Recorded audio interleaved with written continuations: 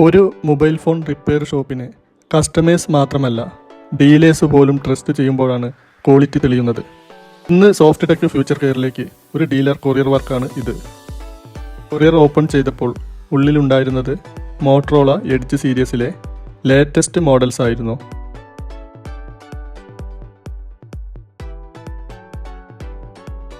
Complaint ഒന്ന് മാത്രം, display glass പൊട്ടിയിട്ടുണ്ട്.